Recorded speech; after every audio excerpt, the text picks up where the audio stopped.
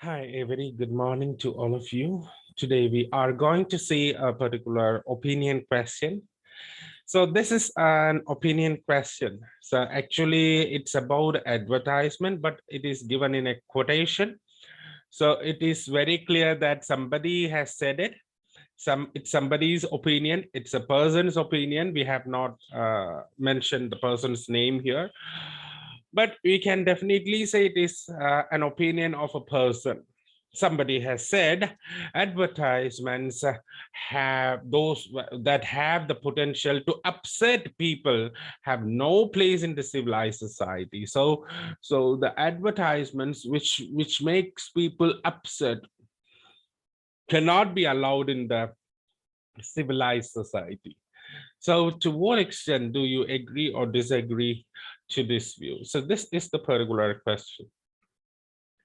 Actually, uh, when we get this particular opinion question, you can mark your opinion in the Likert scale, whether it is 200, you can mark this thing. You can say, I agree to the nil extent, so I disagree completely. I agree to the full extent, so I agree completely. So I can say I can agree to a certain, only to a certain extent. I agree to a great extent. I agree to a greater extent. So I can mark anywhere in the Likert scale. So you are free to give your opinion. So opinion is free there. So you are not you don't have limited options, you have unlimited options, but whatever you are saying in the opinion should be reasoned, should be rational. So if you think it is rational, if your opinion is rational and it is pertinent to the current society, the current scenario, I can prove it. I can prove it with a reasonable examples. So that's what we need. You just don't say what it is. You have to say, you have to prove it that what I have said is correct. So what you have to do here is that when you get this particular question, I have to write an introduction for this essay. That's sure. What is the topic and what is your stand?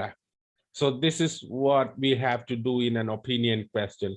What exactly is the topic? It is already given here, but you cannot copy it as it is. So you have to rephrase it. You have rephrased it here. It's opined that advertisements which annoy the public should be banned from the modern society. So this is what we have changed the sentence structure. We have changed some words there. And we have given utmost care that it is somebody's opinion. So we made the statement in such a way that it's not my opinion, it's somebody's opinion. So my opinion is different. It is written in the second sentence. The second sentence says, despite a specific objection, one specific objection is there. I agree to the statement to a greater extent. So to a greater extent, I agree to the statement. So this is what we have seen. We have seen the topic that is here. We have seen the topic and we have seen the thesis statement that my personal opinion is here. So introduction, the question is rephrased here and the opinion is placed here. Simple. We don't have any complex structure here. If you want to upgrade your score, you can go ahead with some of the vocabulary upgradation, but not in the introduction, in the body paragraph. If you want to increase your scores to 8 or 8.5 writing score, you just need to upgrade the vocabulary and the sentence structure in the body paragraph, but I don't recommend that it should be done in the introduction and the conclusion. It should be formal, standard, and brief. So please don't try experiments with vocabulary in the introduction and the conclusion. You can do your workout experiments, all these things in the body paragraphs. So let us try. So we have highlighted the first two paragraphs in green and the third paragraph in pink. Why is it? Is because the first two green paragraphs agree, it deals with agree to the statement. The pink paragraph, it's the specific objection. So this is what the examiner expect. An ideal agree or disagree question should look like this. There is a brief introduction, there is a brief conclusion. If you are saying agree, so I have more content in the agree paragraphs, I have very less content in the other paragraph. But you have a very great importance in presenting that pink paragraph, that is the objection paragraph. So you are, when you are telling that I agree to a greater extent, the examiner will understand that the candidate has assessed both sides and they have made a critical assessment on this topic, and then only he can present like this, or else he cannot present like this. So if I am not making a critical assessment, I won't be saying that pink paragraph, that is the objection paragraph. I would definitely say I disagree or I agree. If I agree completely, I don't need that pink paragraph. If I disagree completely, I don't need that pink paragraph. This is what something which is to be noted. So an ideal agree or disagree essay should look like this. Around 70 to 80% you agreed, and the rest you have an objection, you presented that. So how is the paragraph phrased? The paragraph number one, the key reason behind my agreement. So this is the starting. You can say the key reason behind my agreement. You can say the second paragraph, another reason which I can put forward to support the argument. So we have a connection between the paragraph. The third paragraph, I need to admit that there should be some disturbing adwords. So we have headings for each paragraph. This is what I need you to focus on. We are going to give titles for each paragraph. That is something which is ideal. You can do frame your essays in a different form. I don't have any objection, but you have to prove what you have said in the thesis statement.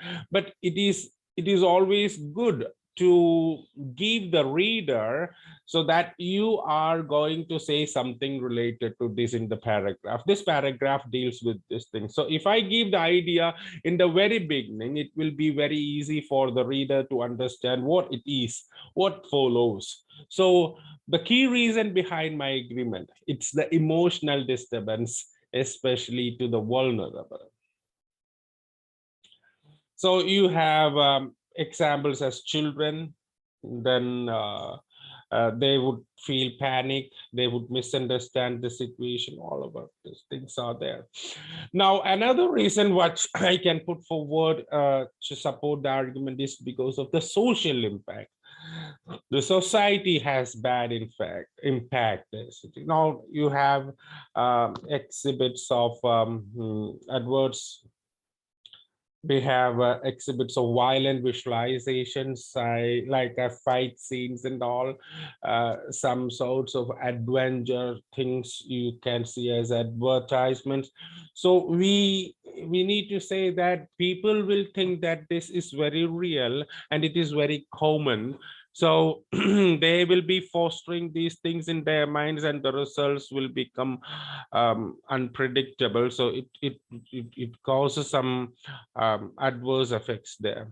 So we have presented both the paragraph. The first thing is that it is not good for the vulnerable minds.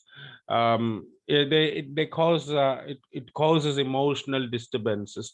Second thing is that it makes people think that this is quite normal and the society will go up normal. So this is what we can say in the second paragraph. And the third paragraph, you have the objection that some disturbing advertisement, it's necessary to abstain people from buying a product or service. Now that it is again, advertisement should be there, such advertisement, some sort of disgusting advertisement should be there to prevent people from buying tobacco products or some harmful drugs. So there, we need some advertisements like that, so people should um, feel that this is not good. So this is somewhere you have to stop, or it is dangerous.